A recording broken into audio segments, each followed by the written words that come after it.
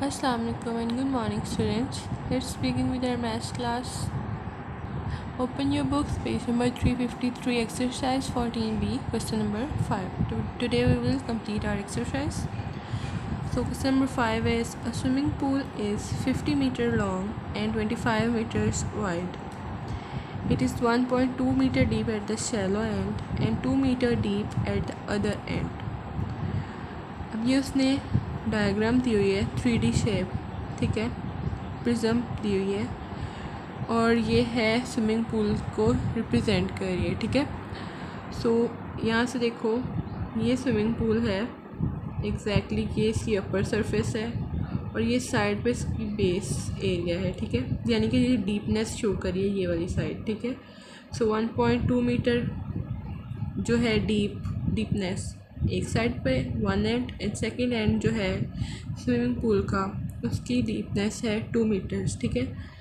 तो आपने swimming pools देखे होंगे, आपको पता है एक साइड पे डीपनेस कम होती है और वो इंक्रीज़ होती जाती है, जो कि एडल्ट्स के लिए होती है, एक साइड चिल्ड्रन के लिए और दूसरी साइड एडल्ट्स के लिए होती है। सो हमने फाइंड क्या करना है, find the volume of water in the pool when it is full. हमने इसका वॉल्यूम फाइंड करना है। बेसिकली ये हमें एक प्रिज्म ड्रॉ करके दे दी है उसने और ये इसकी बेस है, यानी इसका बेस एरिया फाइंड करेंगे हम। तो इसकी हाइट क्या हुई, ये 25 मीटर्स की हाइट है, ठीक है। So this is 50 meters, so this is also 50 meters. मैंने इसको अरेंज करके जैसे हम पहले कर रहे थे सॉल्व, तो मैंने इसकी बेस को ड्रॉ किया है। So let's start. So basically ये है शेप बेस की, ठीक है। एक तरफ से 1.2 मीटर डीप है ये स्विमिंग पूल और दूसरी तरफ से 2 मीटर। अब ये जो ज़मीन के अंदर वाली साइड है ये वो उससे शो की हुई है, नीचे से ये स्विमिंग पूल इस तरह का है, ठीक है, ये थोड़ा सा स्टीप है। सो अब प्रिज्म हाइट है 25 मीटर्स, ठीक है। तो हम वॉल्यूम फाइंड करेंगे। बेसिकली एक ट्रेपीजियम बन रही है, सो ट्रेपीजियम का फॉर्मूला यूज़ किया हमने 1/2 into sum of parallel sides. अब पैरेलल साइड्स कौन सी है हमारे पास, वन इज़ दिस वन, एक ये पैरेलल साइड है और एक ये पैरेलल साइड है, ठीक है। तो इनके दरमियान हाइट क्या हुई 50 मीटर्स, जो कि दोनों एंड्स पे 90 डिग्री का एंगल बना रही है, ठीक है। सो हमने फॉर्मूला में वैल्यूज पुट की 1/2 into 1.2 plus 2 into 50 is the height of trapezium. So using calculator I have calculated base area, that is 80 meter cube, 80 meter square. Next we will find the volume equals to base area into height. अब base area निकला है हमारे पास, हमने height की value put की, वो है हमारे पास 25 मीटर। So 80 into 25 I got 2000 meter cube. So this is the volume of swimming pool.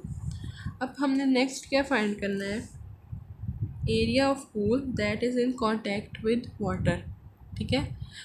सो हमने अब वो एरिया फाइंड करना है जो इन कांटेक्ट विद वाटर है।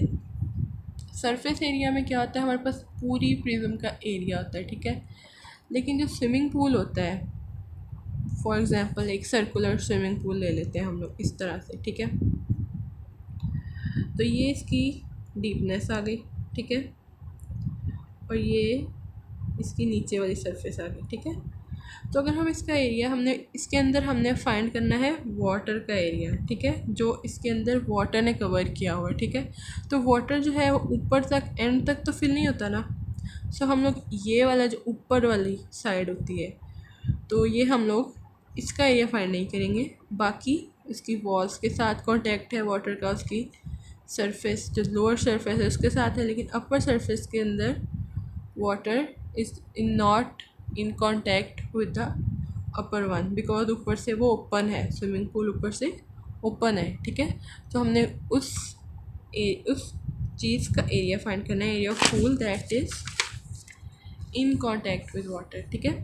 तो ऊपर से ये ओपन होता है swimming pool. So we will just पहले तो हम लोग सरफेस एरिया फाइंड कर लेते हैं। पेरीमीटर फाइंड किया, ठीक है, हमने पेरीमीटर फाइंड करना है जो हमारे पास बेस है उसकी साइड्स को ऐड किया that is 1.2 plus 50 plus 2 plus 50.1। ठीक है, तो ये हमने फाइंड कर लिया बेस का पेरीमीटर। ठीक है, देन हमने पुट किए values surface area of pool का फॉर्मूला के अंदर, perimeter into height of prism plus 2 into base area. ठीक है, देन हमारे पास वैल्यू निकल आई सरफेस एरिया ऑफ पूल की।